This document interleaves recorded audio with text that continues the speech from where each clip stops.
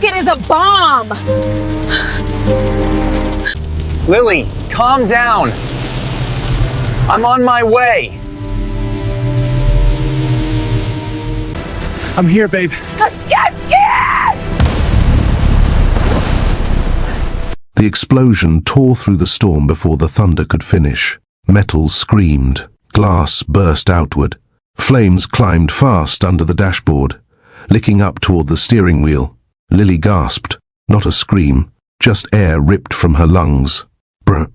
The second blast didn't come yet. Smoke poured into the car, thick and hot. The seatbelt locked tight across her chest. She pulled at it. It wouldn't move. Rain hammered against the cracked windshield, mixing with sparks. Her hands shook as she reached for the buckle again. Come on.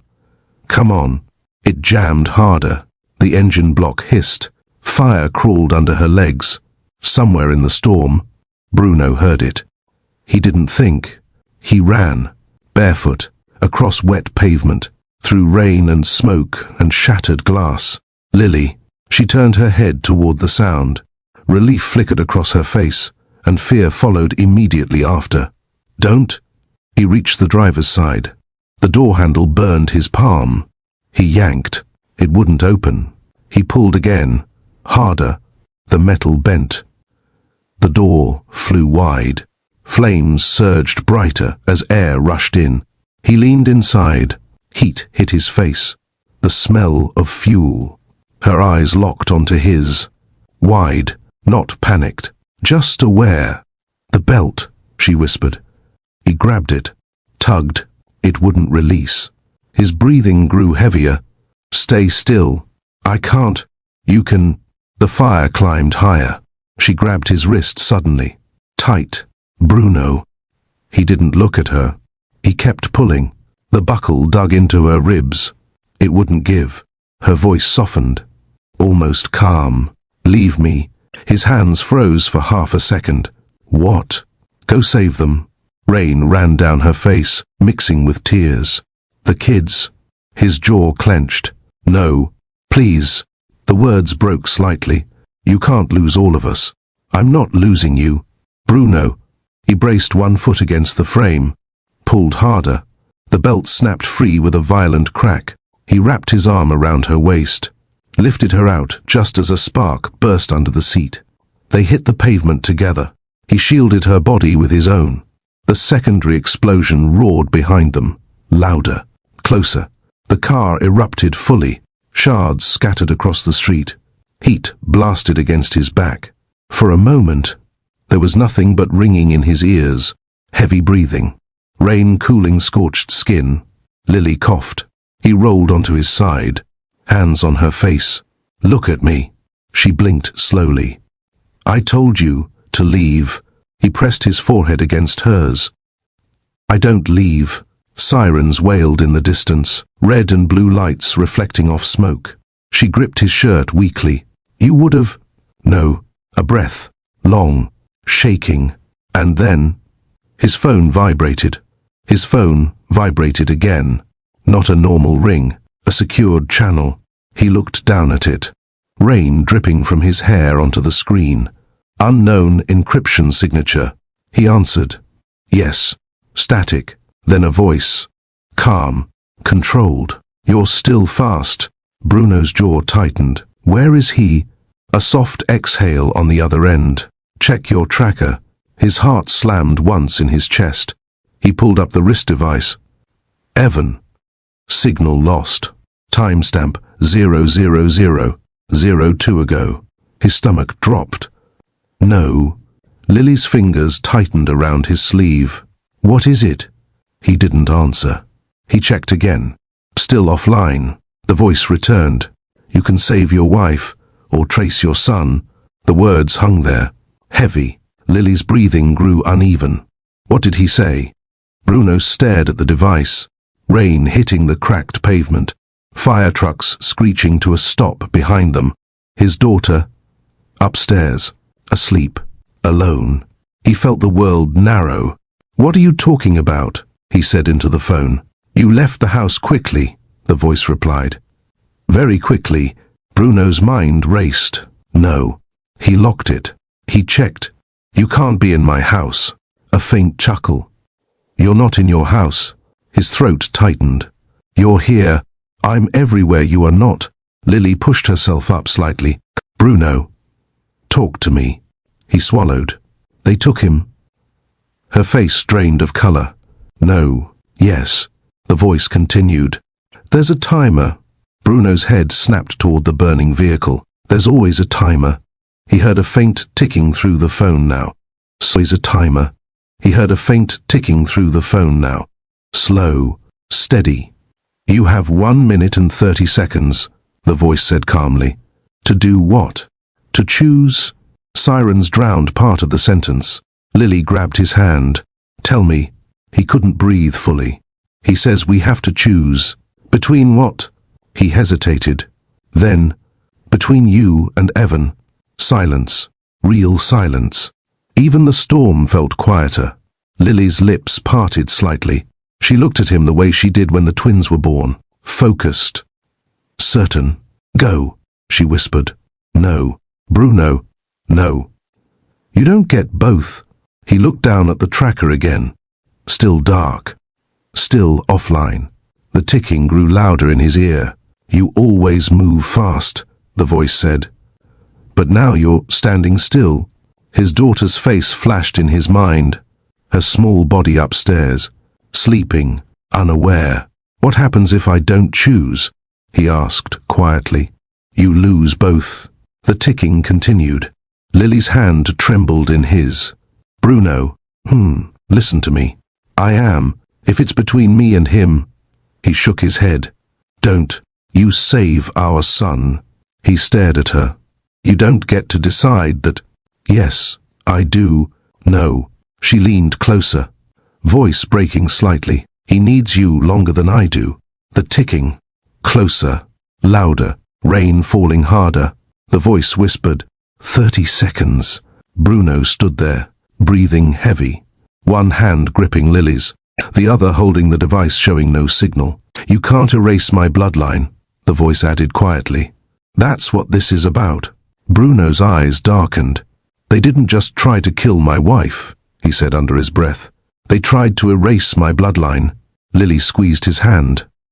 Bruno. He closed his eyes briefly, then opened them. What would you do? He whispered, almost to himself. If someone made you choose between your spouse and your child. His breathing grew louder. Because sometimes, he said slowly, the real enemy isn't a stranger, a beat. It's your own past. The ticking reached its final stretch. Stay with me until the end, he murmured under his breath. Because the choice I make next. He looked at Lily, looked at the dark tracker, looked at the burning car behind them. Will cost me everything. The ticking stopped. The fire trucks hadn't fully stopped before Bruno was already lifting her again. Stay with me. I'm here. I'm here. Lily coughed, her voice raw from smoke. Rain soaked through both of them. Her hands trembled against his chest. He ran toward the sidewalk, away from the burning wreckage. Sirens cut through the storm. Red and blue lights flashed across wet pavement. Neighbors' doors opened. Someone shouted. He didn't hear the words. He only heard her breathing. Short, uneven. Look at me, he said again. Her eyes fluttered. I'm fine. You're not fine. I told you to leave. His jaw tightened. You don't get to make that call. Firefighters rushed past them toward the car. One of them grabbed his shoulder. Sir, step back. He didn't move. She was inside. We see that. She couldn't get the belt off. Sir, we need space. Lily reached weakly toward the firefighter. I'm okay. I can. Her voice cracked. A paramedic knelt beside her. Ma'am, can you tell me your name? She blinked slowly. Lily. Full name. Lily Carter. Bruno's eyes flicked toward the street instinctively. His mind racing. They knew he would run. They knew he'd respond fast. The phone call still echoing in his ear. You left the house quickly. He looked toward their neighborhood. 3 streets away. His daughter. Asleep. Evan. offline. His chest tightened. "Sir, we need to check her for internal injuries." Bruno nodded, but didn't let go of her hand. The paramedic looked at him. "You her husband?" "Yes." "You're bleeding." He glanced down. His forearm was cut from glass. He hadn't noticed. "It's nothing." Lily squeezed his fingers faintly. "Bruno, I'm here. Don't leave." His throat tightened. "I won't." The burning car behind them roared louder as the firefighters hit it with foam. Heat pulsed across the street. Neighbors whispered, phones recording. The paramedic slid an oxygen mask over Lily's face. "Slow breaths," she instructed. Lily obeyed. Her eyes never left Bruno's. He leaned closer, rain dripping from his chin onto her shoulder. "I need to know something." Her brows drew together faintly. "What? Did anyone touch you before the explosion?" She shook her head slowly. "No." "No one approached you?" "No." He swallowed. The timing. The call. The tracker. This wasn't random. This was staged. "You're shaking," she whispered through the mask. "I'm fine." "You're not." A breath. Heavy. "You smell like smoke." He almost laughed at that. Almost. The paramedics lifted her onto a stretcher. "Sir, you can ride with us." He didn't hesitate. He climbed in beside her.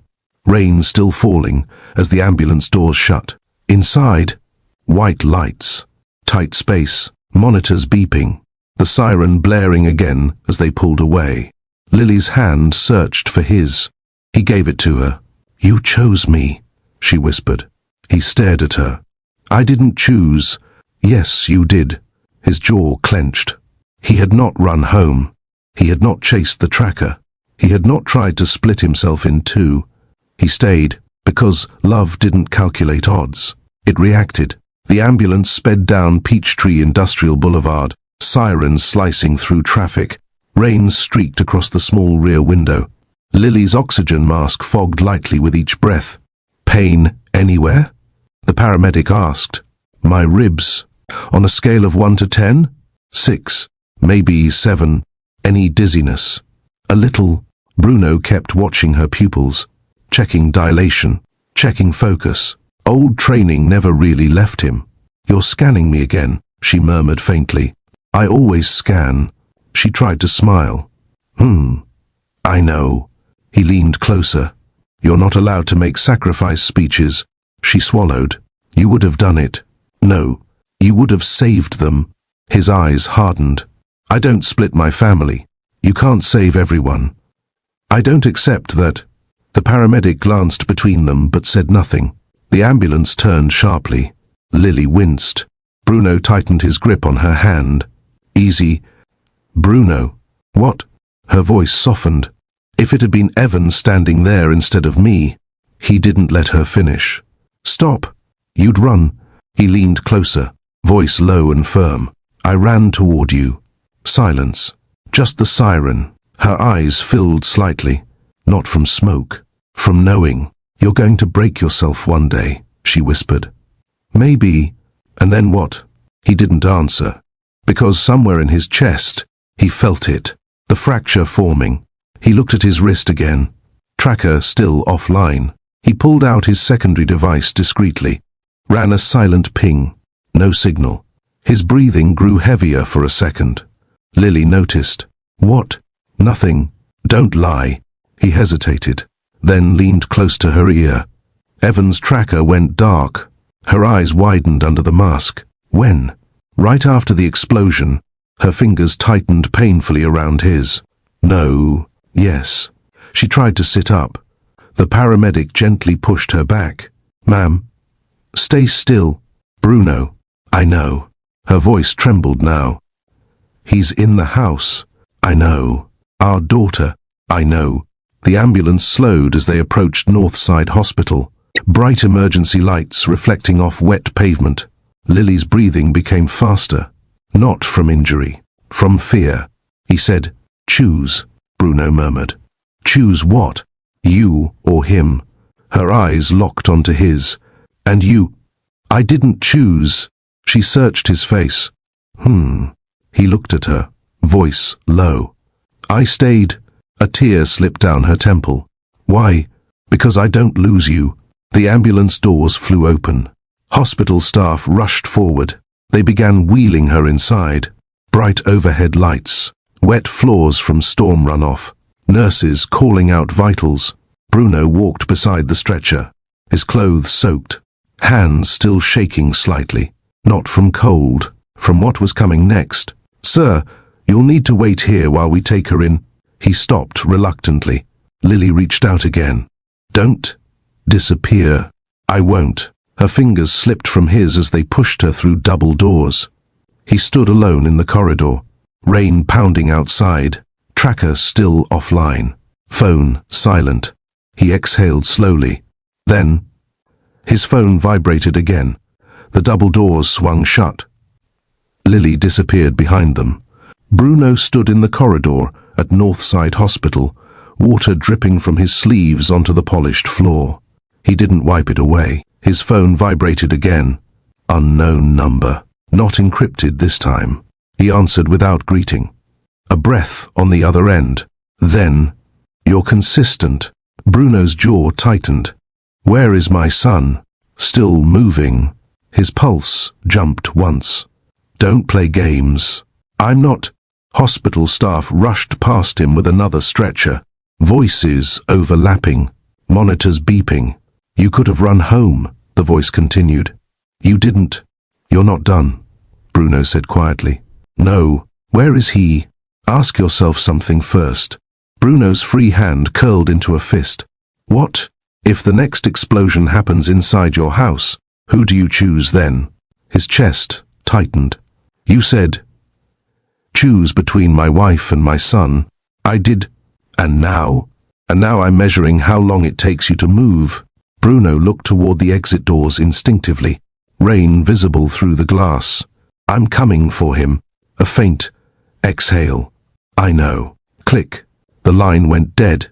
Bruno stared at the screen, then pulled up his tracker again. Still dark. He dialed home security. No answer. He switched to backup access. Camera feed loading. Buffering. Finally, the living room appeared. Dim. Empty. Staircase visible. He zoomed. No movement. He moved to the staircase camera. Bedroom door closed. He couldn't see inside. His breathing became uneven. "Sir?" A nurse stood nearby. "You can sit while you wait." "I'm not waiting." She looked at him, startled by the intensity. "I just mean—" "I know what you mean." He softened slightly. "Sorry." She nodded and stepped away. His phone vibrated again.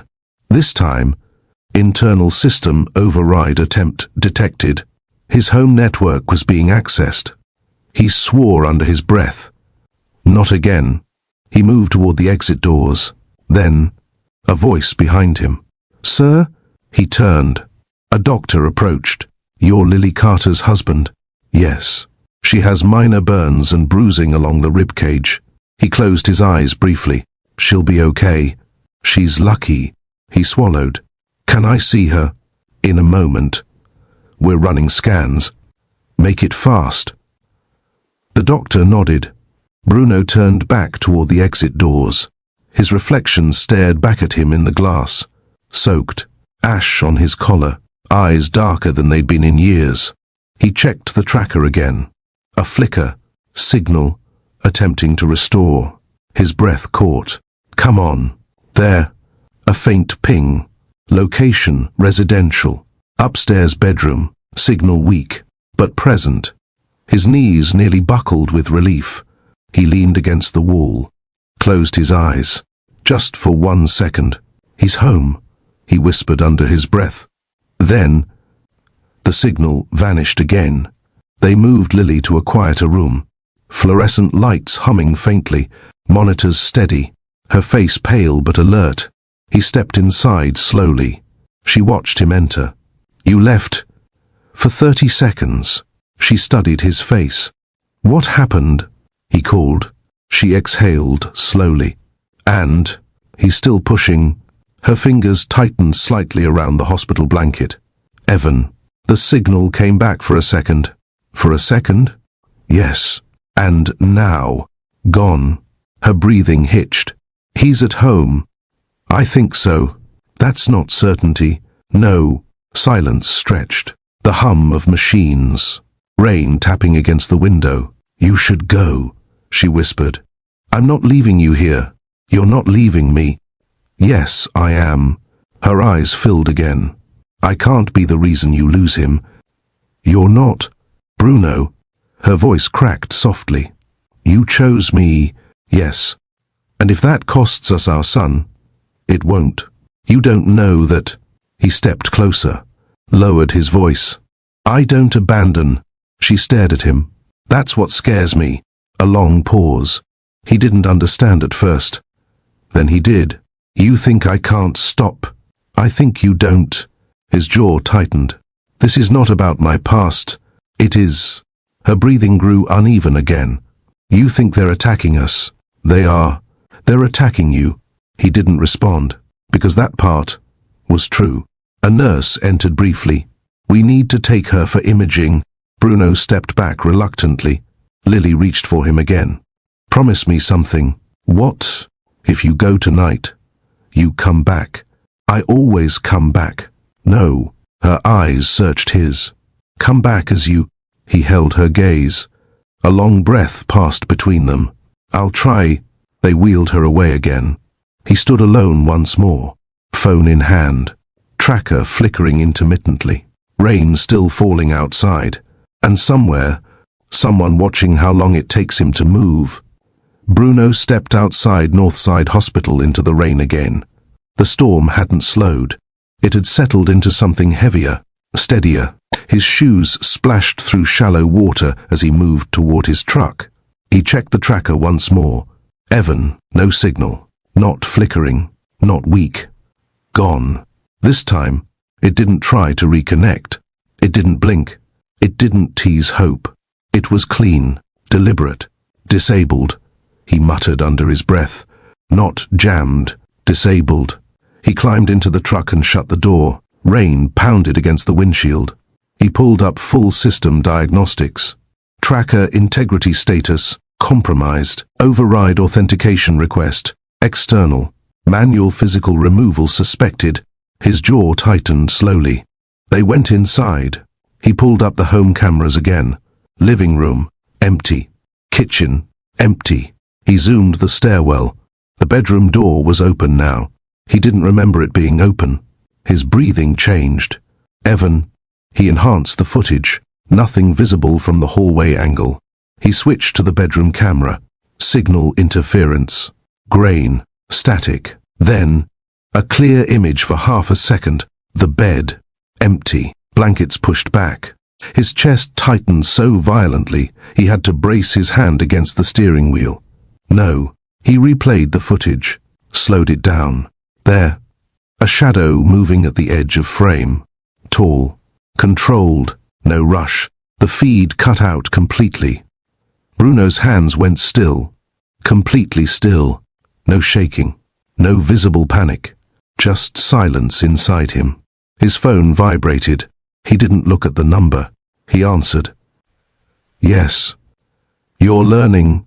Hail. Bruno's voice dropped into something colder. You entered my house. Yes. You touched my son. Yes. You disabled the tracker. Yes. The simplicity of it tightened something deep in Bruno's chest. Where is he? Moving. Alive? A pause. Alive. Bruno closed his eyes briefly. Speak clearly. He is unharmed. For now, Hale added softly. Bruno swallowed. You escalated. You did first. You put a bomb under my wife. You shot my daughter. Silence passed between them. Heavy, breathing audible on both ends. You don't come back from this, Bruno said quietly. I already didn't. The line stayed open, neither man speaking for a few seconds. Then Hale continued. You have two choices now. Bruno didn't respond immediately. You can go back upstairs and sit beside your wife. His grip tightened on the phone. Or a faint inhale. You can come find me. Bruno's eyes lifted toward the hospital building behind him.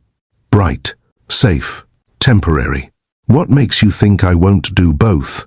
Because you don't have that kind of time. A soft electronic tone sounded through Bruno's phone. Incoming image. He opened it. A photograph. Evan, sitting in the back of a vehicle, blindfolded, not crying, not screaming. Just quiet. Bruno's breath caught for half a second. He looks calm, Hale said. That's because I told him his father always moves fast.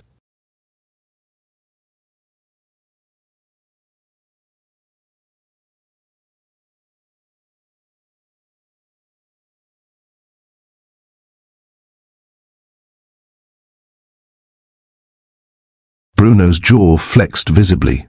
If you hurt him, I won't. A beat. Unless you hesitate. The line went dead. Rain still falling. The image still on his screen. Bruno stared at it. Longer than he should have. Then he started the engine. He didn't drive immediately. He sat there. Engine running. Rain streaking the glass. Lily upstairs. Evan in an unknown location. He picked up his phone again. Dialed home security backup. Override request. Door logs. Front entry. Forced. Timestamp. 3 minutes after explosion. Back entry. Clean bypass. Professional. He closed his eyes. They timed it. The explosion wasn't just distraction. It was relocation. He stepped out of the truck. Ran back into the hospital. The corridor felt longer this time. He entered Lily's room without knocking. She was awake. Watching the ceiling. She turned her head when he came in. He's gone. The words left his mouth before he could soften them. Her face went still, not confused, not shocked, just still. For how long? Minutes. Her throat moved as she swallowed. Alive? Yes. She closed her eyes briefly. A single tear slipped down. Then she opened them again. Where? He won't say. She nodded faintly. He wants you. Yes. Not me. No. She inhaled slowly, winced from her ribs. Then go. He didn't answer. Bruno. I just got you back. You don't have me back. I'm not leaving you here. You're not leaving me. Yes, I am. Her voice strengthened slightly. You leave this room, and you bring our son home. His jaw tightened. You're injured. I'm breathing. That's not the same. Stop. She reached for his hand. He took it.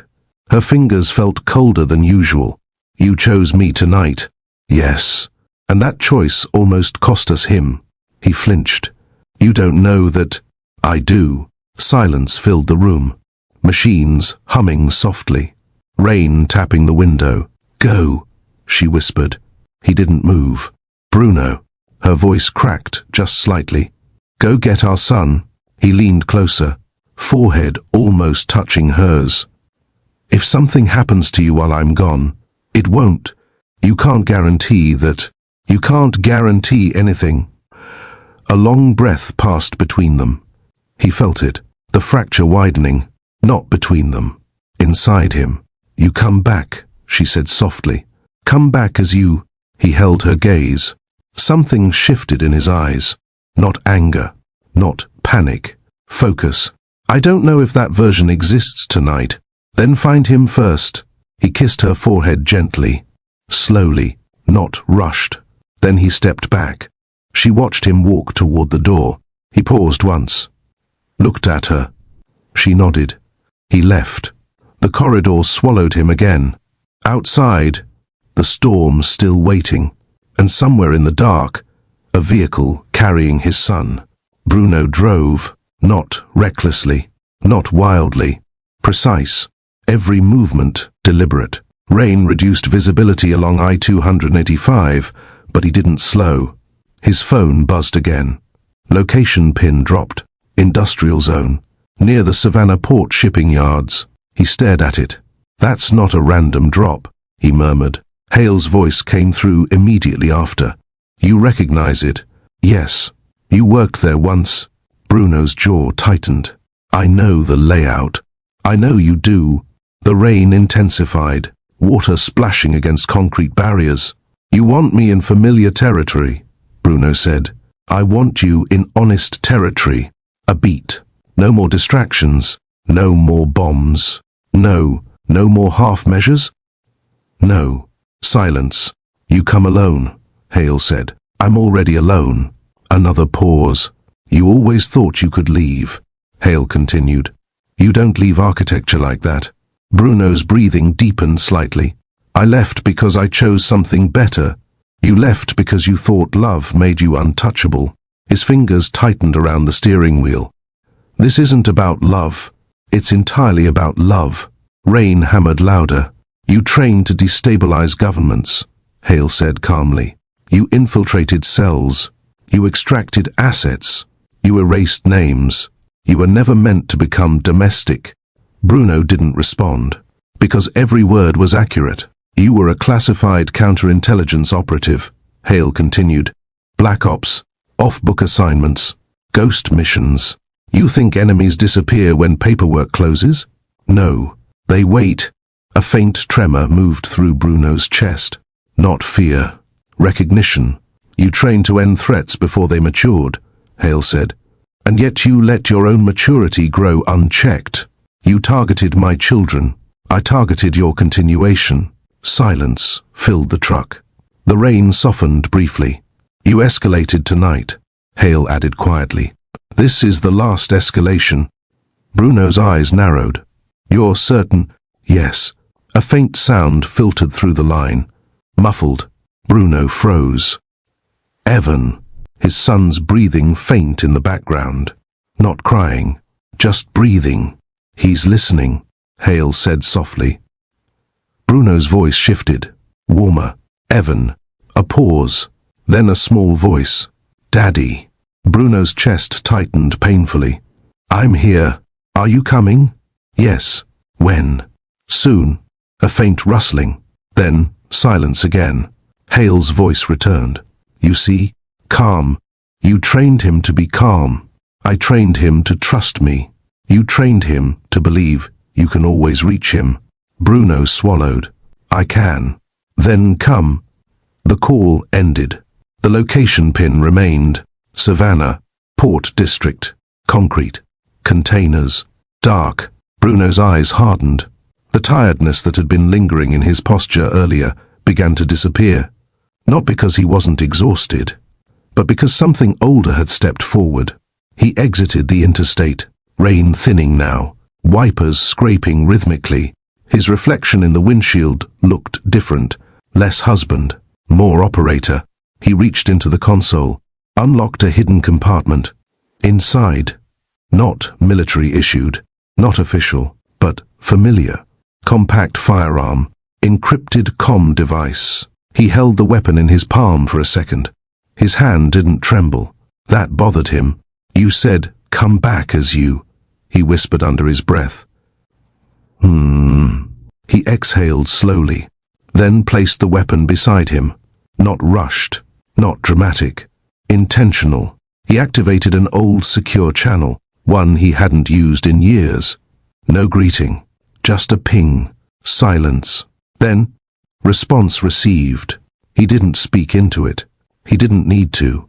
The channel simply logged activity. Someone out there would notice. He wasn't fully isolated. Not anymore. He drove toward the shipping yard. Stacked containers towering on either side. Water pooling in cracked pavement. Security lights flickering in the distance. His phone buzzed once more. Image. Evan again. Same blindfold. Same still posture. Time-stamped live. Bruno's breathing remained steady. "You don't rush this," he murmured to himself. "You calculate." But beneath that calm, fatigue, heavy, bone deep. He hadn't slept properly in days. Hadn't processed Julie's death. Hadn't processed Lily's near loss. He felt it pressing behind his eyes. "I'm tired," he whispered quietly. But his foot didn't lift from the accelerator. "I'm tired, and I'm still coming." He parked several blocks from the location pin. Engine off. Silence. The rain now light. Distant ship horns echoing faintly from the port. He stepped out. closed the door quietly, looked up at the stacked containers ahead. Somewhere in there, his son. He inhaled deeply, slow, measured, then stepped forward. The husband had run toward fire. The father now walked into war. The container yard stretched wide under broken security lights. Water pooled between concrete seams. Metal walls stacked 5 high. Bruno moved between them quietly, not rushing, not hesitating, listening. A distant clang echoed somewhere to his right. He didn't react. He catalogued it. Wind moved through narrow corridors between containers. His breathing slowed automatically. 3 seconds in, 3 seconds out. He hadn't consciously chosen that rhythm. His body had. He whispered under his breath. Wind, echo. 2 angles open. He stepped forward, boots silent, shoulders relaxed but ready. And for a moment, a memory surfaced. Different night, different location, DC, briefing room, no windows. A man across the table sliding a folder toward him. You will not exist for this assignment. Bruno had stared at the folder. Define not exist. No clearance trail, no recovery clause, no acknowledgement. And, if extraction fails, the man hadn't answered immediately. Bruno understood anyway. He'd signed, not for country, not for ideology, for structure, for precision. He had been recruited at 23, former Marine intelligence, sharp recall, pattern recognition under stress, emotional detachment under pressure. He learned to dismantle networks without firing a single shot. He learned to destabilize cells by shifting internal loyalty. He learned to disappear. A metal door creaked somewhere ahead in the present. He snapped back instantly, gun raised, not shaking, breathing controlled. He checked his watch. 3 minutes since arrival. Hail wanted him moving. Hail wanted him aware. He stepped deeper into the yard. Another memory pressed in. Foreign soil. Extraction of a compromised asset. Deep cover. 3 identities layered over 1 man. Bruno had entered a crowded market. No backup, no badge, no recognition. Just an instruction. Bring him out without noise. He had done it. Assets secured. Network collapsed. Names erased. He had been called ghost status. Assignments that didn't enter the federal database. No commendations. No paperwork. Just movement. Now, his son was somewhere inside this yard. The difference this time, he wasn't destabilizing strangers. He was protecting blood. His phone vibrated once. Unknown secure ping. Not hail. Old contact. Just 2 words. We see you. Bruno didn't respond. He didn't need support, but he wasn't blind anymore. He moved closer to the coordinates Hail sent. A faint hum of a generator echoed ahead. He paused, closed his eyes for half a second. And another memory surfaced. The night he chose Lily. She had been sitting on the edge of her apartment bed, shoes still on, uniform folded neatly beside her. You're not just private security, she had said quietly. He hadn't answered. You don't scan like that unless you've seen something permanent. Silence. She'd added softly. I don't need the details. I just need to know if you can stay. He had stared at her. Staying had never been part of his operational vocabulary. He had always rotated, extracted, moved on. You're asking me to leave something, he had said. I'm asking you to choose something. That night, he sent one encrypted message. Deactivate profile. The response had been immediate. Permanent? Yes. Consequences acknowledged? Yes. His name vanished from internal routing. Ghost file archived. Operational identity dissolved. He became domestic, at least on paper. Now, he moved between containers with the same posture he had sworn to bury. He whispered quietly, I didn't leave because I was tired. He stepped closer to the generator sound. I left because I found something worth staying for. A child's muffled voice carried faintly through metal walls. His heart slammed once. Evan.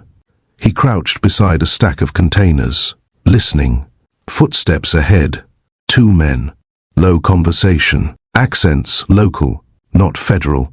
Hail outsourced muscle, smart, keeps distance. Bruno moved silently along the edge, calculated angles, 3 entry routes, 1 blind spot near the generator. He chose the blind spot. Memory again, a training room. Instructor circling him slowly. You are not stronger than everyone, the instructor had said. You are earlier to see movement, earlier to see fear, earlier to see exit routes, earlier to act. He slipped behind the first guard. Hand over mouth, elbow to diaphragm. Pressure applied, body lowered quietly. Second guard turned, too slow. Bruno stepped inside his reach. Controlled strike, no excessive force, no noise. Both men unconscious, not dead. He exhaled once, still steady. He followed the sound of the generator. It led to a container with faint light leaking through the edges. He pressed his ear to the metal, muffled breathing. Small, controlled. His throat tightened. He whispered through the seam. Evan. A pause. Then, Daddy. He closed his eyes briefly. I'm here. I knew you'd come. His jaw flexed. Are you hurt? No. Can you see anything? It's dark. Is anyone inside with you? No. Bruno stepped back, examined the lock. Electronic. Custom. He pulled out a small device from his pocket. Old habit. He connected it. Signal handshake. Override request. Denied. He exhaled slowly. Another memory surfaced. He had once broken into a fortified embassy vault using a similar mechanism, but that had taken time. He didn't have time now. Footsteps echoed somewhere deeper in the yard. Not guards. Measured. Deliberate. Hail. You came alone. Hale's voice called from the darkness. Bruno didn't turn immediately. Release him. No. You said this was final escalation. It is. You took him to bait me. Yes. And now you're here. Yes. Bruno finally turned.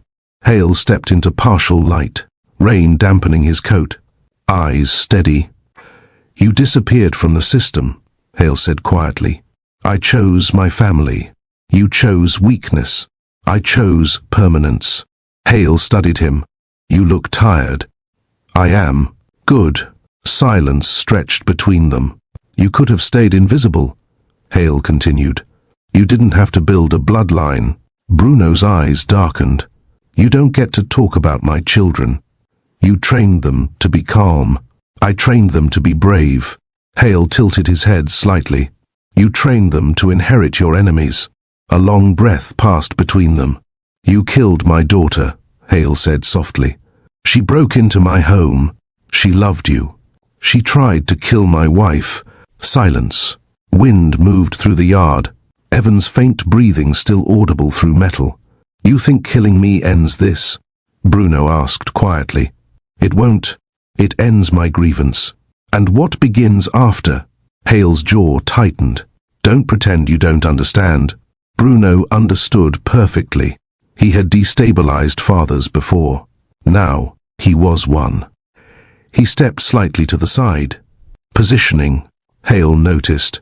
You're already calculating. I never stopped. Hale stepped forward slowly. Not rushing. Not posturing. You look exactly the same, Hale said quietly. Just older. Bruno didn't answer. You used to walk into rooms like this without hesitation. I still do, yes. But now you feel it. A faint shift in Bruno's breathing. Not visible. Just measurable. You think I enjoy this? Hale asked. I don't care what you enjoy. You should. Hale gestured lightly toward the container behind Bruno. I didn't touch him. Bruno's jaw tightened. Yet, I don't hurt children. You planted a bomb under my wife. I wanted you moving. You targeted her. I targeted momentum. Silence. Rain tapping against steel. You left my daughter bleeding, Hale continued. She whispered your name. Bruno's face didn't move. She chose violence. She chose you. Bruno's voice lowered. She chose to break into my home. She believed you abandoned her. I did. You abandoned all of us. A faint crack appeared in Hale's tone. Barely there. My daughter believed in you, he said. She believed you were different. Bruno's voice remained steady. I was. You vanished. I deactivated. You erased yourself. I tried. Hale's lips tightened. And now you're back. Because you forced me. No, Hale said quietly. I revealed you.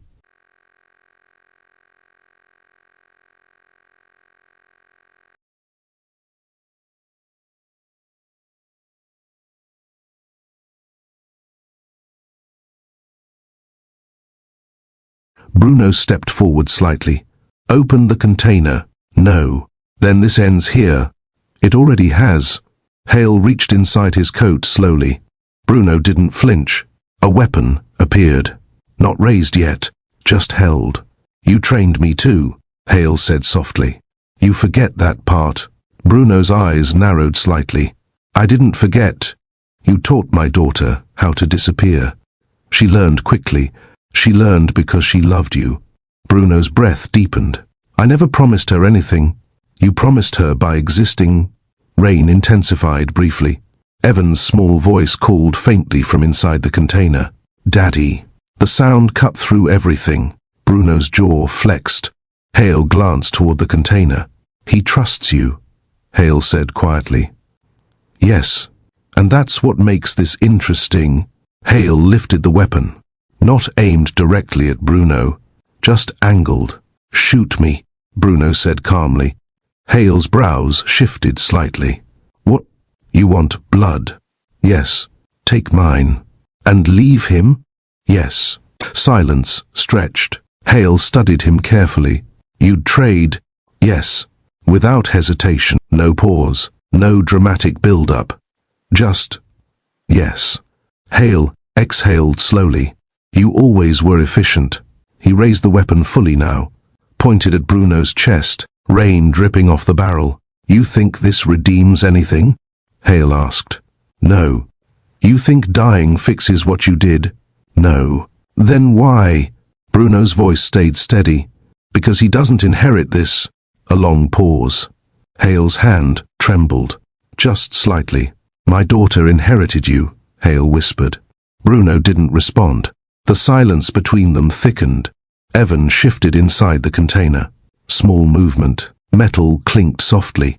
Hale's eyes flicked toward the sound. In that half-second, Bruno moved. Not reckless. Precise. Step left. Deflect. Weapon redirected. Gunshot cracked through the yard, echoing violently between containers. Hale staggered backward. Shot fired wide. Bruno drove into him. They hit the wet concrete hard. Weapon skidded away. Hale tried to reach for it. Bruno caught his wrist. Twisted. Bones snapped sharply. Hale gasped through clenched teeth. You trained him well, Hale rasped. I trained myself. Bruno struck once. Controlled. Hale fell still, breathing shallow.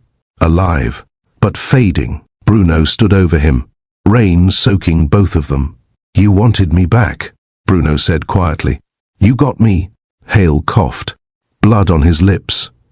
You never left.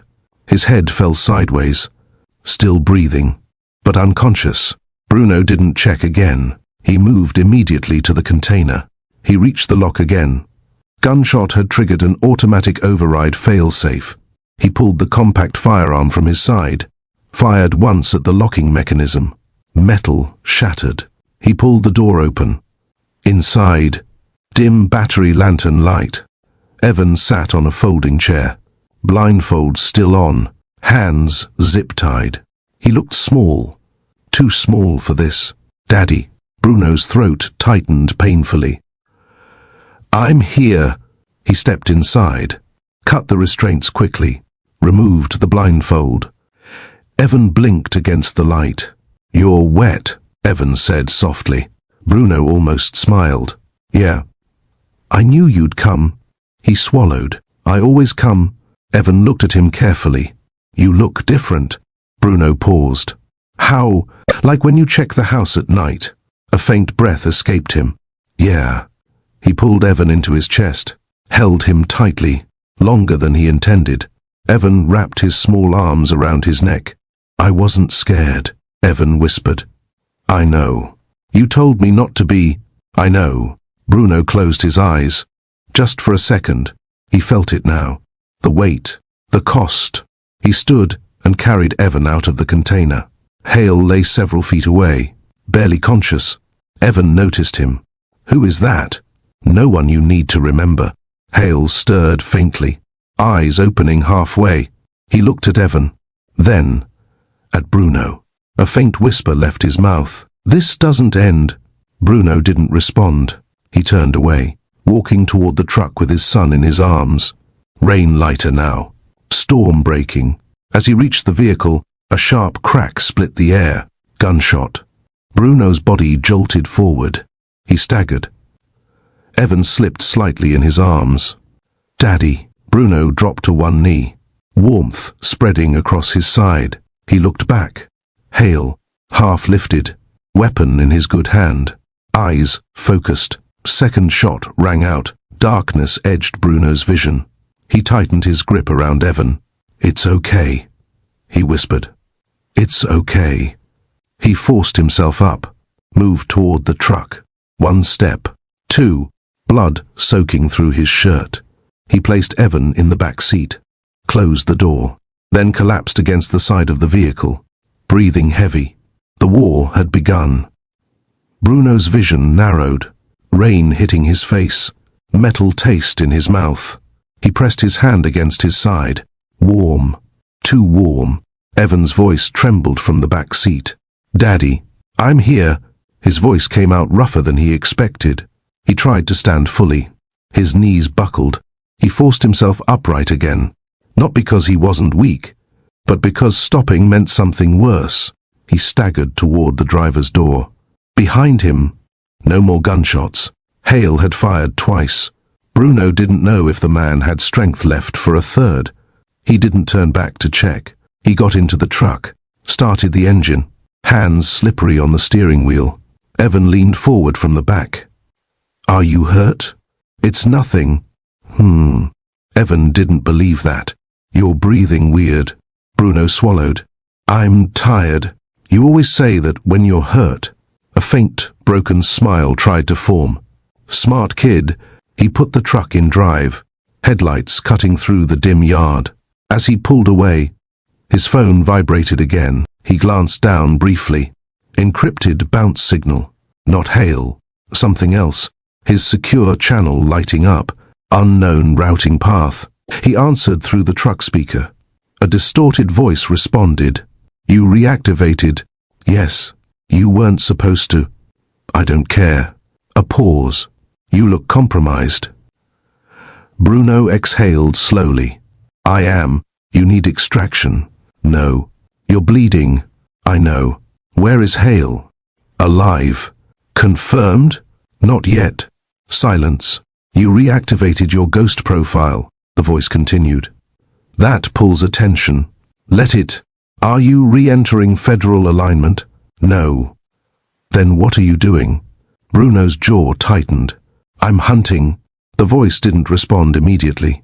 "You left for a reason," it said finally. "I know. Going back costs you." "I know." "Then why?" He glanced in the rearview mirror. Evan watching him quietly. Small. Brave. "My family keeps me moving." Silence. Then, "We can give you limited support." "I don't want support." "You'll need it." "I want eyes." "You have them." "Track Hail." "He's dark." "I know." "He anticipated your reactivation." "Then dig deeper." Another pause. "You're not 23 anymore." "No." "You're slower." "Yes." "You're bleeding." "Yes." "And you still want to push." "Yes."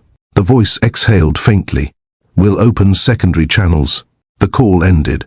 Bruno's breathing grew heavier, pain spreading across his ribs and side. He drove toward the nearest hospital that wasn't Northside. He couldn't bring blood back to Lily's room. He pulled into a smaller emergency clinic on the outskirts of Savannah, carrying Evan inside. "I slipped," he told the intake nurse quietly. The nurse raised an eyebrow. That looks like more than a slip. He didn't elaborate. They treated the wound quickly. Bullet graze. Deep enough to bleed heavily. Not deep enough to collapse a lung. You're lucky, the doctor said. Bruno didn't respond. He sat on the exam table afterward, head lowered, breathing steadying slowly. Evan stood in front of him. You didn't leave, Evan whispered. No, you never do. Bruno looked at him carefully. I need you to be brave again. Evan nodded once. I can. We're going to see Mommy. Is she okay? Yes. He swallowed. She's strong. Evan stepped forward and hugged him, small arms wrapping carefully around his waist. Bruno closed his eyes briefly. The exhaustion pressed down harder now. He wanted to sit, to stop, to sleep, but Hale was still breathing somewhere, and that meant this wasn't finished. Back at Northside Hospital, Lily sat upright in her bed when they entered. She saw the bandage immediately. Her face tightened. You were shot. It's a graze. You were shot. Evan ran to her carefully. She wrapped him gently in her arms, holding him longer than usual. Her eyes flicked to Bruno. You promised. I came back. With blood. I'm standing. She looked at him longer, long enough to see the tiredness he was trying to hide. You're running on fumes. I'm running on something else. What? He stepped closer, lowered his voice. You. She held his gaze. No. Yes. She shook her head faintly. You don't get to turn me into your fuel. I'm not. Then, what? He hesitated. Then, our kids. A long pause. She looked at Evan again. Then back at Bruno. This isn't over. No. You know that? Yes. Then what are you doing? Hunting. Her throat tightened. You think killing him ends this? I don't think. Then what? I know he won't stop. And you? He didn't answer immediately, because that was the part he hadn't fully decided. His phone buzzed again. Image. He opened it. A photo of him leaving the clinic earlier, taken from distance. Hale's message attached. You're slower when you bleed. Lily saw the screen. Her breathing changed. He's watching. Yes, he wants you angry. I'm not angry. You are. He exhaled slowly. He wants me tired. You are. Yes. Silence filled the room. Monitors humming softly. Rain finally stopping outside. Lily's voice softened. You can't fight this like you used to. I'm not. You're doing exactly that. He looked down at his hands. They weren't shaking, but they felt heavier. He sat finally. For the first time since the explosion, just sat, head lowered slightly. I'm tired, he admitted quietly. She studied him carefully. You look it. He nodded once. I don't know how long I can keep moving like this. Evan climbed onto the hospital chair beside him. You keep moving because we're here, Evan said softly. Bruno looked at him. What? You said family keeps you moving. Bruno's chest tightened. I did. Evan nodded. So, don't stop. A breath caught in Bruno's throat.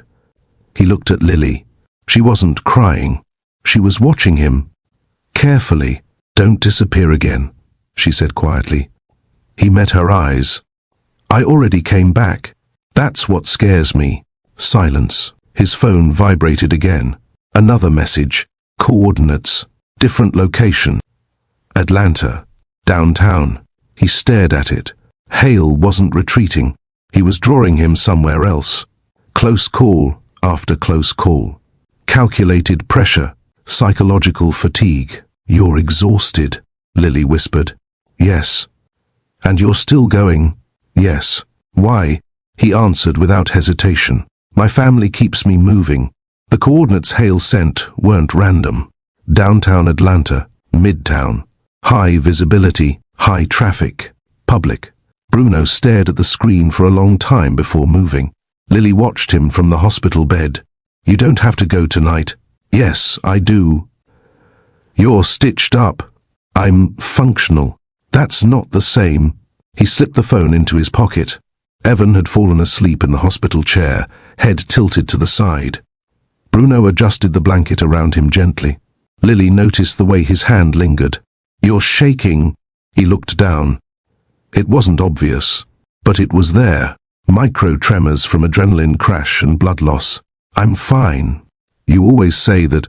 A small silence. He sat again briefly, elbows resting on his knees, head lowered. "I haven't slept. I know. I haven't processed any of this. I know. I keep thinking, if I just keep moving." She finished quietly.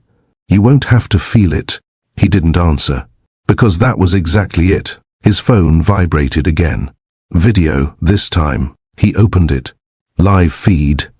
Camera pointed at a busy sidewalk in Midtown. People walking. Normal life. Then the camera tilted. A child passed through the frame. For half a second, Bruno's chest seized. But it wasn't Evan, just another boy.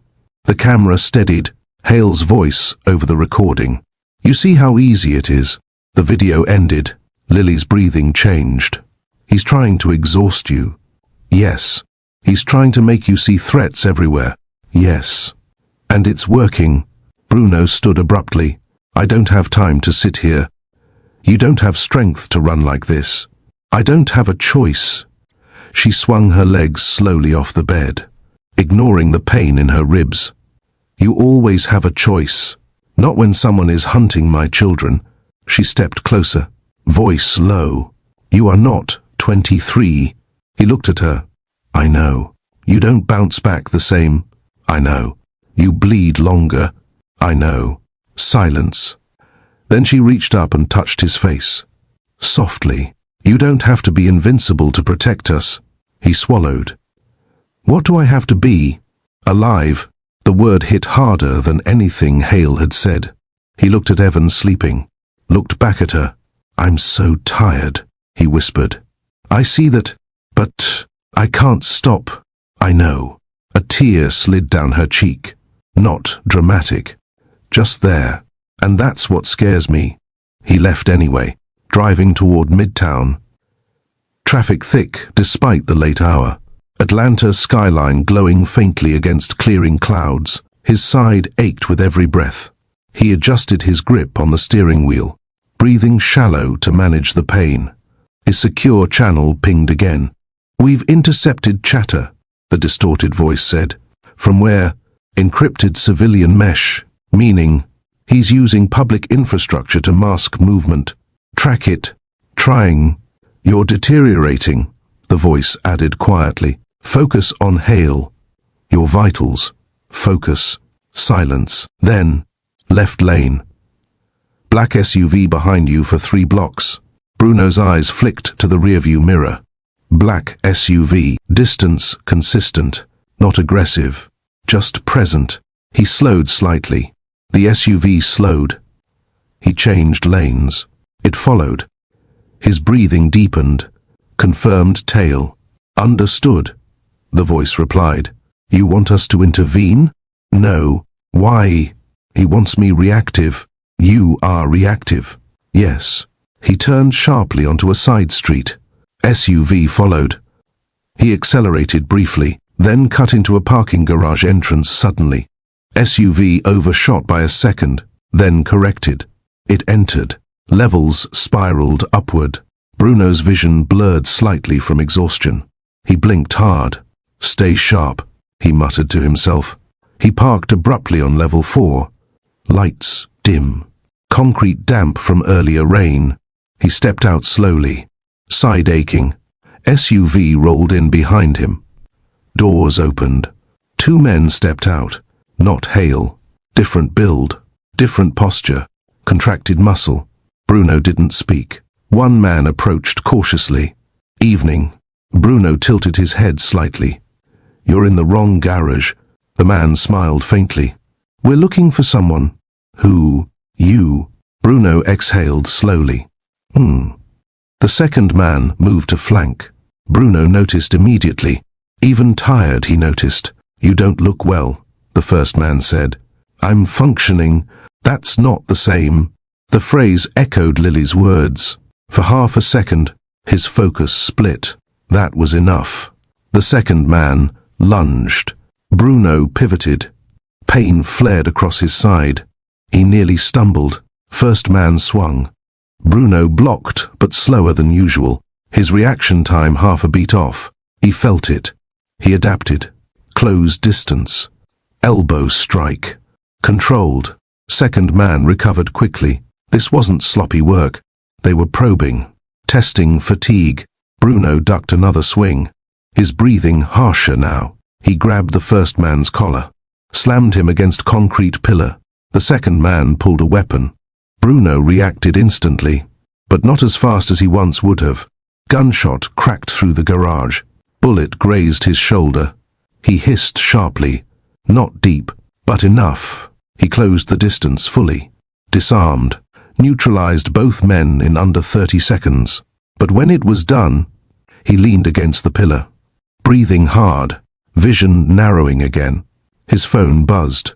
Message from Hail. You're slower. Bruno stared at the text. Blood running down his arm. You're tired.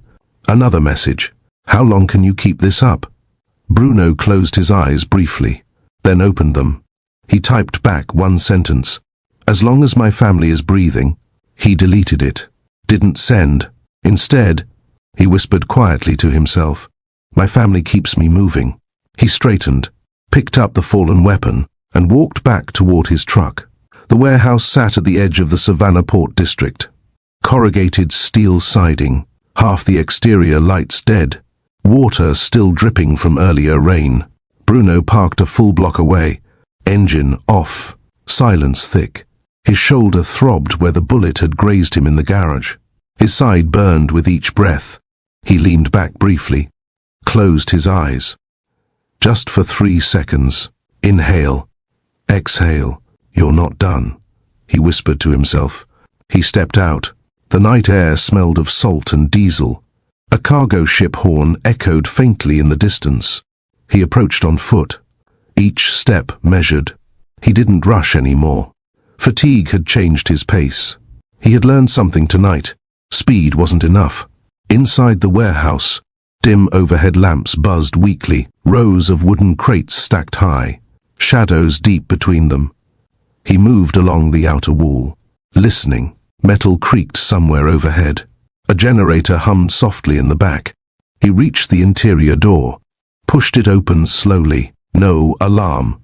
No motion sensors tripped. Hail wanted him here. A small voice echoed from deeper inside. Daddy. Bruno froze. Not from fear. From relief. Evan. Here. He followed the sound through rows of shipping pallets. There.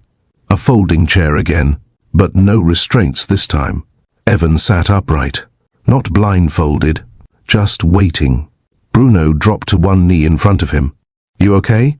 Evan nodded. He said, you'd come. Bruno's throat tightened.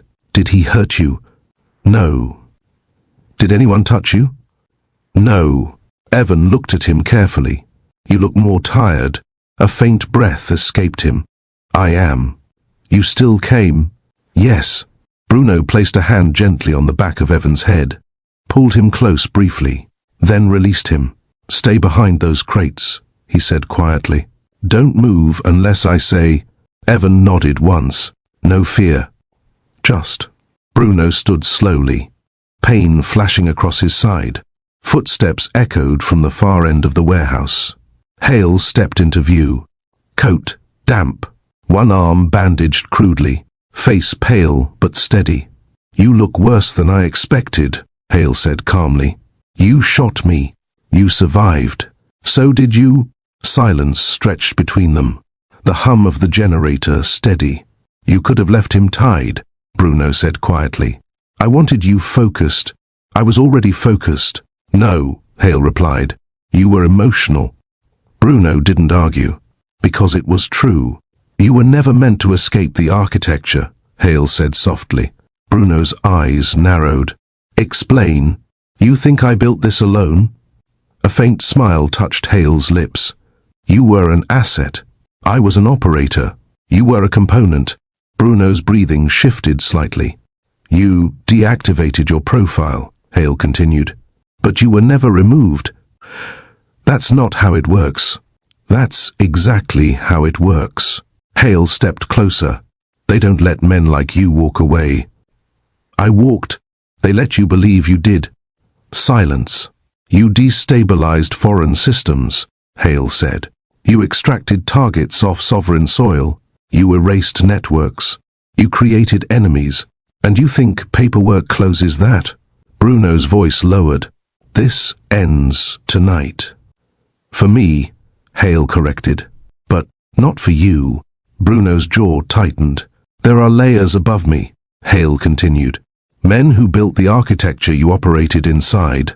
You were never meant to marry. You were never meant to build children. You were meant to expire. The words hung in the warehouse air. Heavy. You think killing me collapses it? Hale asked. No. You know better. Yes. Silence. Evan shifted faintly behind the crates. Bruno didn't look back. You killed my daughter, Hale said quietly. She invaded my home. She believed you were worth following. She chose wrong. Hale's eyes hardened. You chose wrong first. Bruno didn't respond. Hale raised his weapon slowly. Not rushed. Not dramatic. Bruno already had his drawn. Neither man spoke. No speeches. No countdown. Just two fathers standing in a half-lit warehouse. Rain beginning again lightly against the metal roof.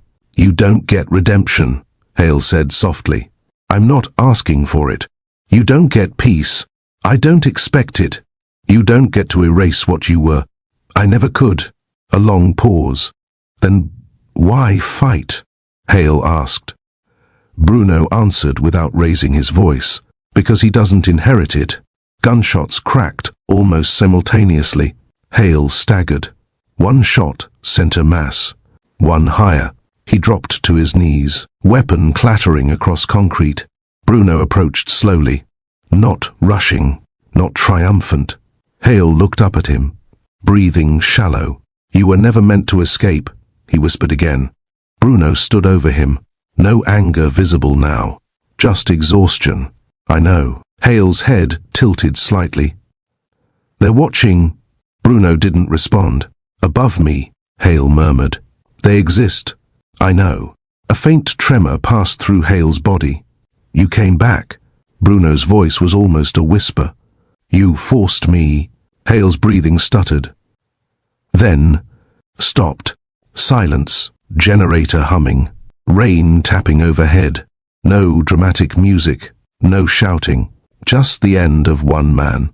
Bruno stood there longer than necessary. Then lowered his weapon. Walked back to the crates. Evan stepped out. Is he gone? Yes. Evan studied his face. Are we safe? Bruno paused. A long pause. Yes. He lied gently.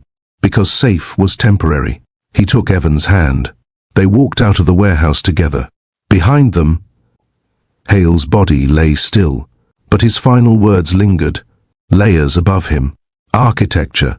Bruno exhaled slowly as they stepped into the night. Victory. With shadow attached, they stepped out into the open lot. Rain barely falling now, the port lights blinking in the distance. Bruno held Evan's hand tightly. Too tightly. Daddy, you're squeezing. He loosened his grip immediately. Sorry. They were halfway to the truck when it happened. A crack. Sharp. Different from the warehouse gunshots. Longer echo. Distance. Bruno didn't think. He shoved Evan down hard behind a stack of shipping pallets. Stay down. The second shot hit. This one found him. High in the shoulder. The force spun him sideways. Air left his lungs. He dropped to one knee. Vision flashing white. Daddy, down. He barked, voice breaking slightly. Another shot rang out. Concrete chipped inches from Evan's foot. Bruno forced himself upright, body screaming. He grabbed Evan, shielded him with his own back, moved toward the truck. Each step heavier. Another crack. Metal of the truck door exploded outward. Sniper. Elevated position. Bruno's mind calculated automatically. Roofline. North side. Distance roughly 200 yards. He staggered. "Run when I say," he whispered. "I'm not leaving you. You will." No. His vision blurred. Blood soaking into his shirt again. Different wound this time. Deeper. He forced the truck door open. Shoved Evan inside. "Stay low." A final shot rang out. Bruno's body jerked violently. This one sent a mass. His breath left him completely. He collapsed against the side of the truck. Rain hitting his face. He couldn't hear clearly anymore. Just a dull ringing. Evan crawled toward him. "Daddy." Bruno tried to lift his head. It felt heavy. Too heavy. "It's okay," he whispered faintly. "It's okay." His eyes struggled to focus. The sky above him spinning slightly. He saw red and blue lights again in the distance. Port security finally responding. He exhaled slowly. Too slowly. Darkness pulled at the edges. "Stay brave," he murmured. Then, nothing. White ceiling. Faint beeping. Air thick with antiseptic. Bruno's eyes opened slowly. Everything felt distant. Heavy. He tried to move his arm. Pain shot through him. He inhaled sharply. A voice nearby. "Don't, Lily." He turned his head slowly. She was sitting in a chair beside the bed. Hands folded tightly in her lap. No tears. Just exhaustion. "How long?" he asked faintly. 2 days. He blinked slowly. "Evan? Safe. Sniper? Gone." Silence. He studied her face. "You didn't sleep." She gave a faint breath that almost resembled a laugh. "You don't get to comment on sleep." A pause. "You almost died." "I've almost died before. Not like this." He swallowed. She looked at him for a long time. Long enough that the silence became heavier than any argument. "I saw you on the ground," she said quietly. "I know. I thought." Her voice stopped. She inhaled carefully. "I thought that was it." He closed his eyes briefly. "I'm still here." "Yes, but I don't know if we are." His eyes opened slowly. "What?" She reached into her bag, pulled out a folded envelope, placed it gently on the hospital tray beside him. He looked at it, didn't touch it. "What is that?" She didn't raise her voice, didn't cry. "Divorce papers." The word didn't hit all at once. It settled slowly. "Heavy, Lily. I know you'll always protect us." He swallowed. "That's not the issue." "Then what is?" She leaned forward slightly, her voice steady. "I don't know if this ever ends." He stared at her. "It doesn't end with Hail. No. It doesn't end with whoever sits above him. No. It doesn't end because you're still who you were." He tried to sit up slightly. Pain stopped him. "I left that life." "No." She shook her head gently. "You paused it." Silence. "You disappeared from the system," she continued. "But it never disappeared from you." He didn't argue, because he couldn't. "You protect us," she said.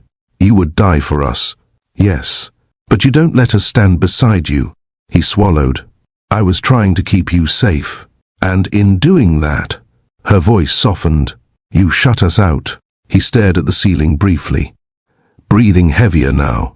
"I came back," he said quietly. "Yes, but you didn't come back as my husband." Silence. "You came back as him." The words were not angry. They were tired. Deeply tired. "I don't want our children growing up inside your unfinished wars." He looked at her. "What are you saying?" "I'm saying we co-parent." The air felt thinner. "You want to end this?" "I want to end the part that keeps almost killing you." He stared at the envelope again, not opening it, just looking. "I love you," he said softly. She nodded. "I know. And you love me." "Yes. And this is what love looks like right now." His throat tightened. "You think leaving fixes it?" "No. It gives us boundaries." Silence. Monitors humming steadily. Rain tapping lightly against the hospital window again. "I don't know how to be half in," he whispered. "That's the problem." Bruno kept staring at the envelope. He still hadn't touched it. His fingers twitched once toward it, then stopped. Lily watched that hesitation. "You don't have to sign it today," she said softly. He let out a slow breath. "That's not what this is about." "Then what is it about?" "It's about you believing I can't protect you without destroying us." Her expression didn't harden. It softened. "That's not what I said. It's what you meant." "No." She leaned closer. "I said, I don't know if this ends." He swallowed. "You think I enjoy this?" "No." "You think I wanted this architecture chasing us?" "No." "You think I wanted Hail to exist above my children's heads?" "No." Her voice remained steady. "Then why are you arguing with me instead of hearing me?" Silence. He looked at her fully now, not scanning, not calculating, just looking. "You almost died," she said again. "Yes. And you were calm." He frowned faintly. "What was I supposed to be?" "Terrified." A pause. "You were calm. I was focused. That's the problem." Her fingers tightened slightly together. "You go somewhere when this happens." He didn't answer. "You disappear." "I don't." "You do." Her voice barely cracked this time. "I watched you walk into that warehouse already gone." He blinked slowly. "I was saving our son." "I know. And you would do it again." "Yes." "That's not the part that scares me." A long pause. "What scares you?" She inhaled carefully. "That you don't come back the same." He swallowed. "I came back." "You came back, breathing." Silence. "That's not the same as coming back whole." The word sat between them, heavy. "I don't know how to switch it off," he admitted quietly. "I know. I don't know how to protect you and not become him." "I know. I don't know how to be less." She reached across the small gap and took his hand gently. "I don't need less." He looked at her. "I need honest." He swallowed. "I was honest." "No." Her voice stayed calm. "You were." Silent. He stared at the ceiling briefly, breathing heavier. "You made decisions alone. I was protecting you. You were isolating yourself." Silence. "You didn't tell me about the layers above Hail. I didn't know for sure." "You suspected." "Yes. You didn't tell me." He exhaled slowly. "I didn't want you living in fear." "I was already living in fear." The words weren't sharp. They were simple. "And I was living alone inside it," she added. That one landed. He closed his eyes briefly. His chest rose slowly. "I thought if I carried it myself," she finished gently, "it wouldn't crush us." He nodded once. "But it did." He didn't argue, because she was right. "I don't doubt you'll protect us," she said softly. "I don't doubt you'd die for us." He looked at her again. "But I don't know if this ever ends." Silence filled the room. The machines beeped steadily. Rain faded outside. "You deserve peace," he said quietly. "So do you." He gave a faint, tired exhale. "I don't think I was built for it." "That's not true." He looked at her carefully. "I was built for architecture. And you chose love." "Yes. Then that's who you are." His throat tightened slightly. "Maybe I was always both." She nodded slowly. "That's exactly why this hurts." A long pause. Then she stood, moved closer to the bed, placed her forehead gently against his. No drama, no sobbing, just contact. "I love you," she whispered. "I love you," he answered. "And because I love you," she pulled back slightly. "I won't ask you to pretend this is over." He nodded faintly. "And because I love you," his voice weakened, "I won't force you to stay inside something that keeps bleeding." The silence that followed wasn't anger. It was grief. Quiet, adult, inevitable. The house was quieter now. Different town, different street. No security cameras on every corner. No reinforced locks. Just normal. 5 years had passed. Evan taller now. His sister laughing somewhere upstairs. Bruno stood in the kitchen doorway watching them. He looked older, not broken, but worn. There were lines on his face that hadn't been there before. He worked a normal job now. Private security consulting, transparent, documented. No ghost profile, no secret channel. He still scanned rooms, but less. He still checked exits, but less. The divorce had been civil. No screaming, no courtroom battles, just signatures.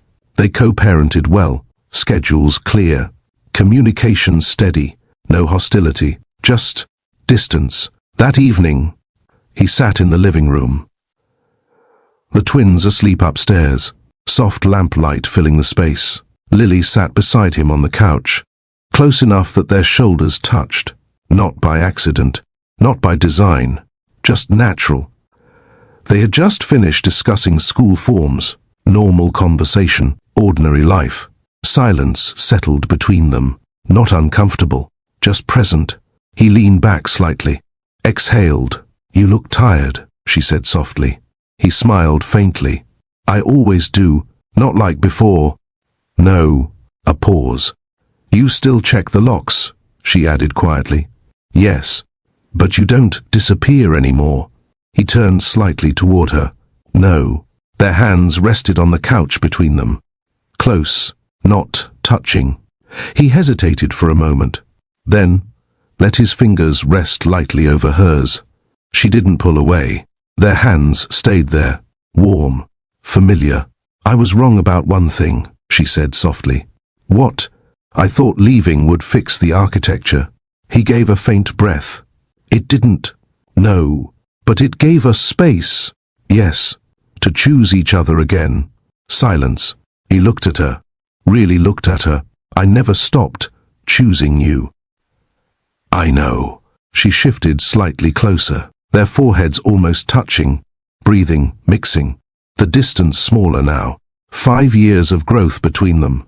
5 years of rebuilding. He leaned forward slightly, slowly, not rushed.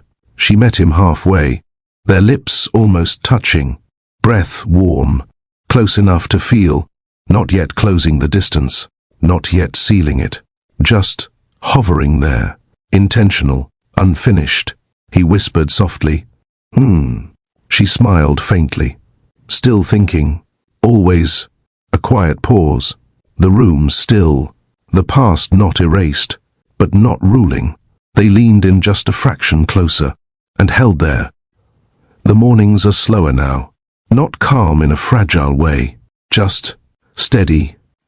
Bruno stands in his kitchen, staring at his coffee longer than necessary. It's gone cold. He doesn't notice until the first sip. He warms it again, not rushing.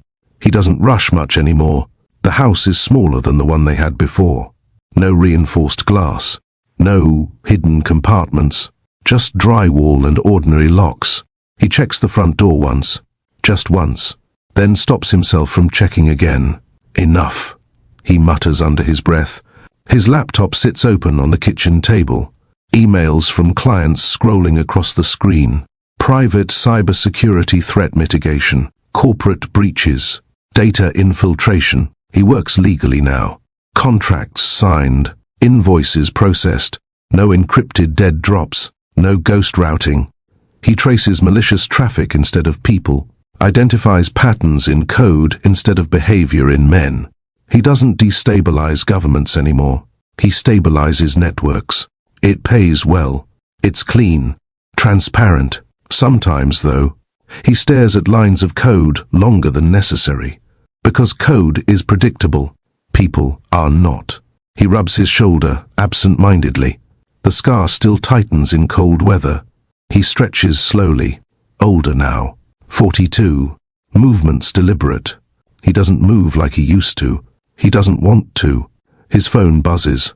Not encrypted, just a normal text. "Lily, Evan's science presentation is at 3. Don't be late." A small breath leaves him. "I won't." He types back. He closes the laptop at 2:15. No delay. No last-minute checks. He doesn't stay behind screens anymore when something matters. At the elementary school gymnasium, chairs lined in rows. Parents chatting softly. Children fidgeting near poster boards. Bruno stands near the back at first. Old habit. Then he catches himself. He walks forward. Sits in the second row. Visible. Present. Evan spots him immediately. Smiles. That smile still hits him harder than any gunshot ever did.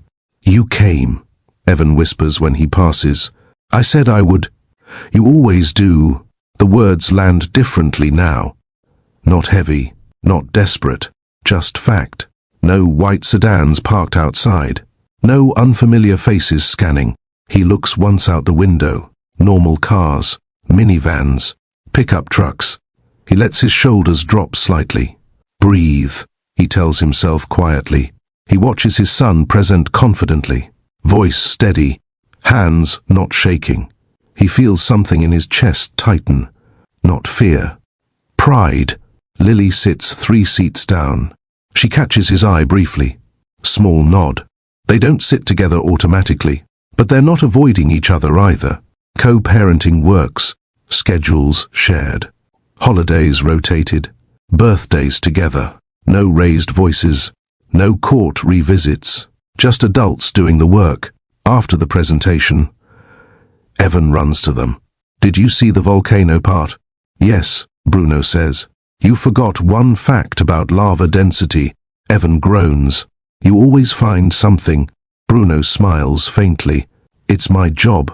Lily watches them. Soft expression. "You look tired," she says quietly to Bruno when Evan runs off to talk to friends. "I am."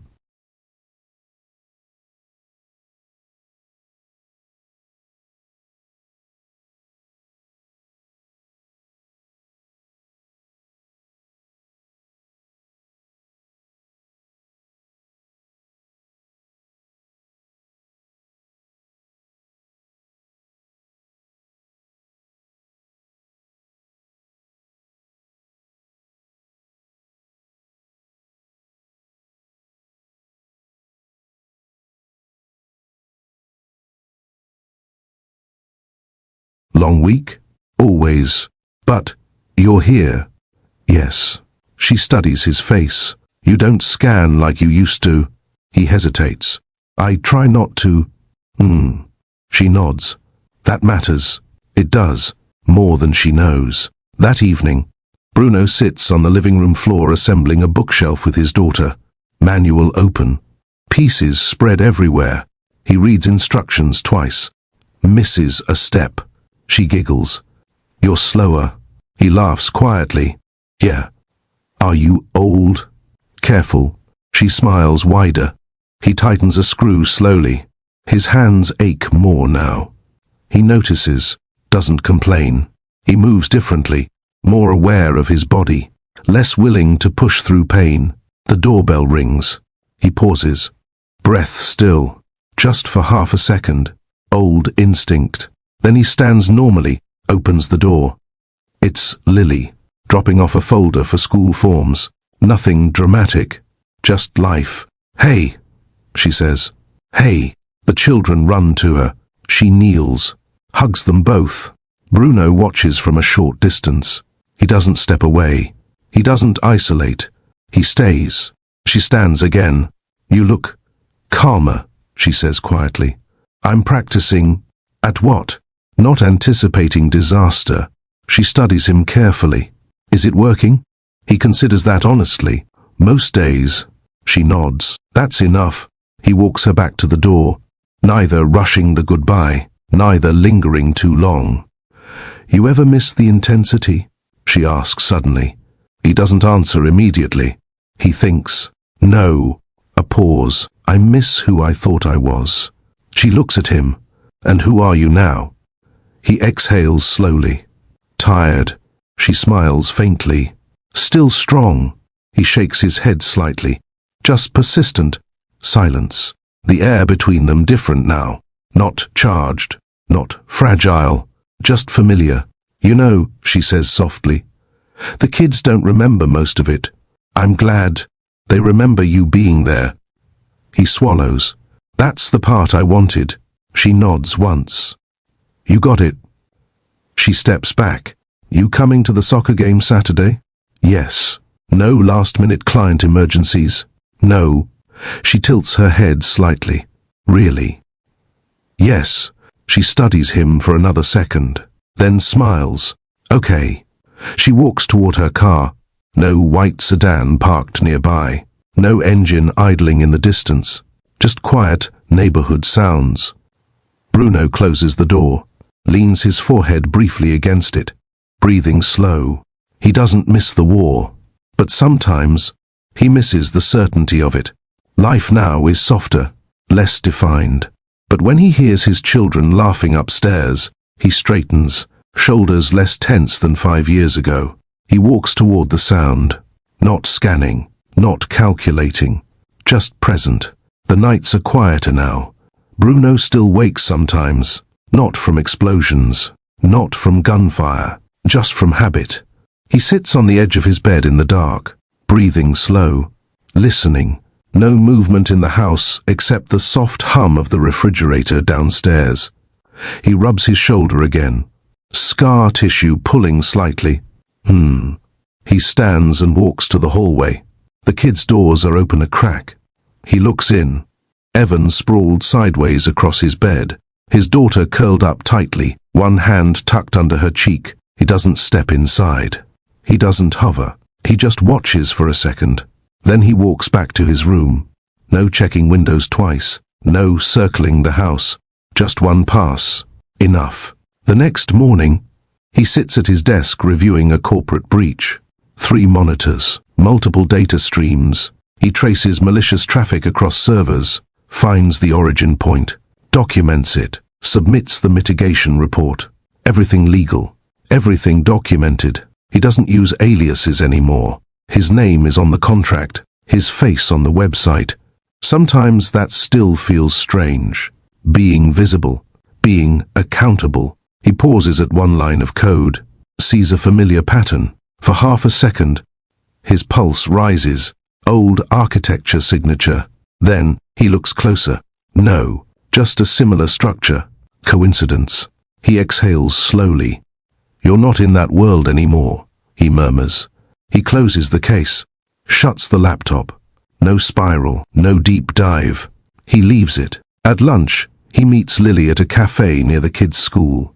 Neutral ground, sunlight coming through large windows. Nothing hidden. She's already there when he arrives, reading something on her phone. "You're on time," she says. "I said I would be."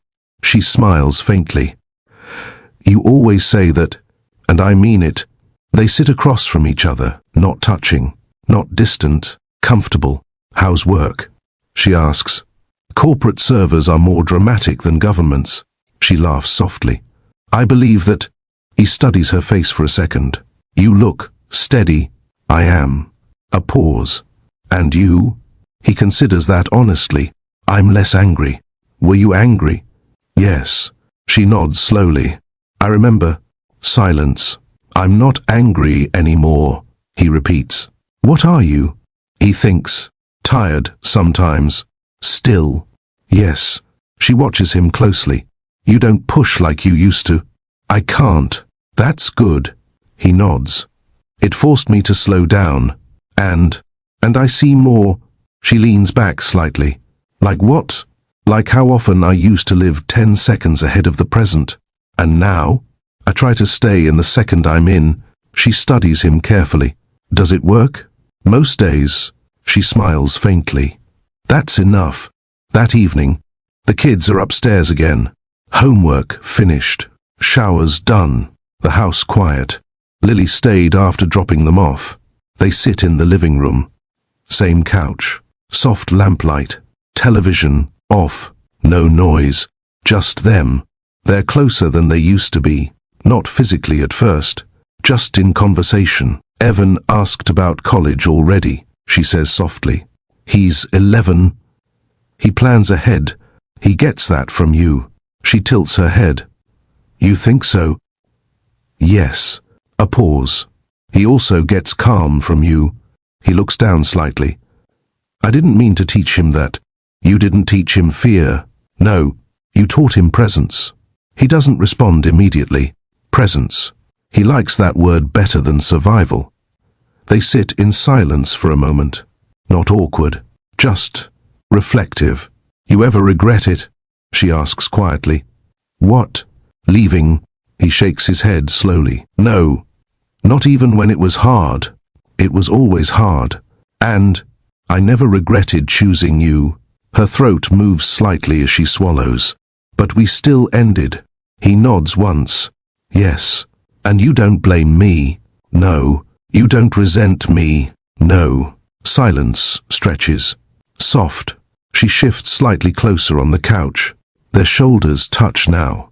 He doesn't pull away. Neither does she. You look older, she says softly. I am. You move slower. I do. But you're lighter. He looks at her carefully. What does that mean?